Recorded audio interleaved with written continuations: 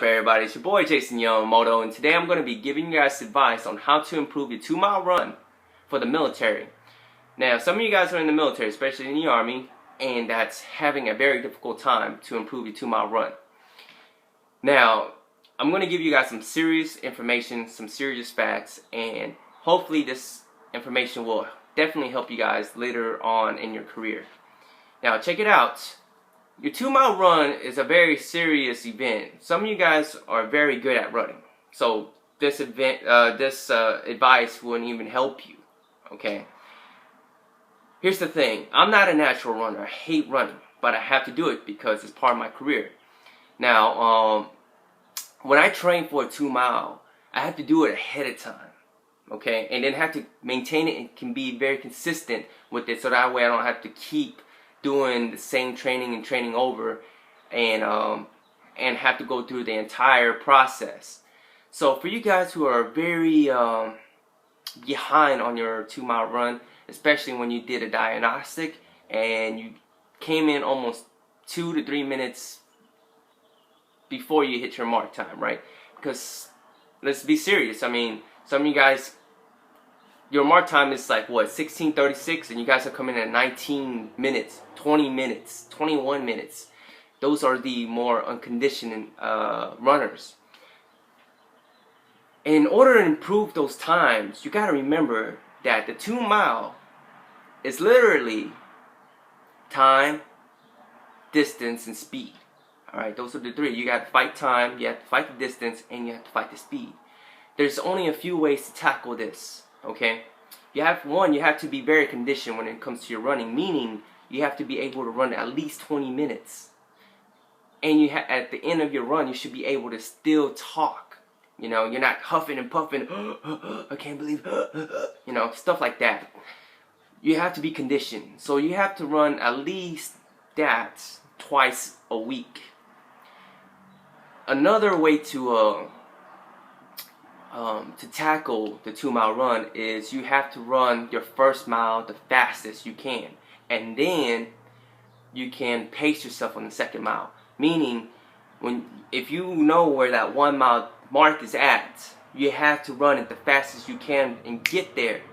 Alright, so when you run back your last mile, you can pace it, and you have that one option as well. And matter of fact, that's the option that I introduced to a lot of people who are struggling on their 2-mile run.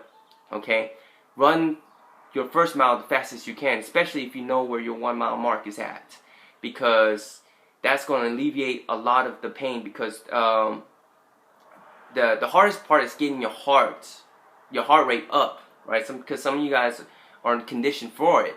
If you can get your heart rate up, if you can train your body for your first mile, just your first mile, you get it up there, your heart rate and everything, and you get to your first mile, by the time you get to your 2nd mile, you get your 2nd win in, and you just pace it on through. Okay, you need to do that at least once a week. So how many times should you run per week?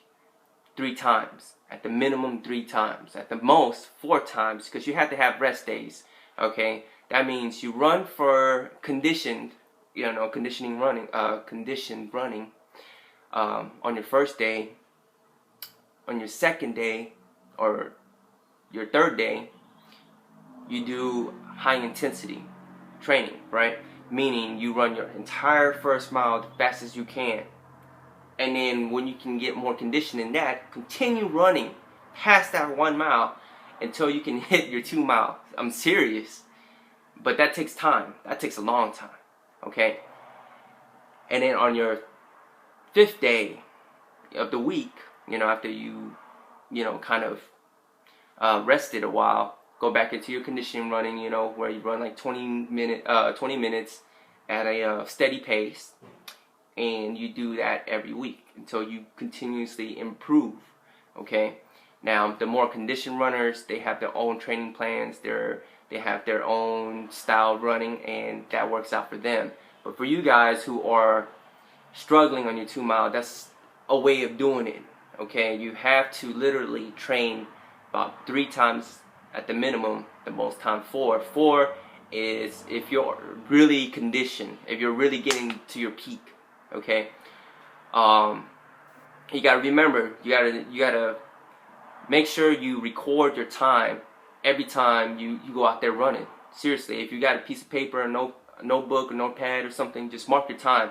Say on day 1, I ran for 20 minutes and I ran about 1.73 miles.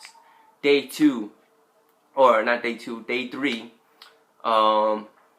did high intensity run and I ran about 0.73 miles the first time, right? As much as you can, and you stop. Don't just continue running, because you don't want to burn yourself out. Because when you do high intensity, you use a lot of muscle and you get sore real fast. Okay.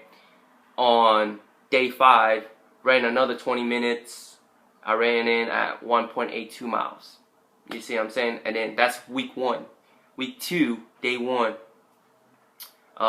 ran 20 minutes and I came in at 1.85 miles. Day 3, ran my high intensity. I came in at 0.79 miles. Okay. And day 5, ran 20 minutes. I came in at 1.87 miles.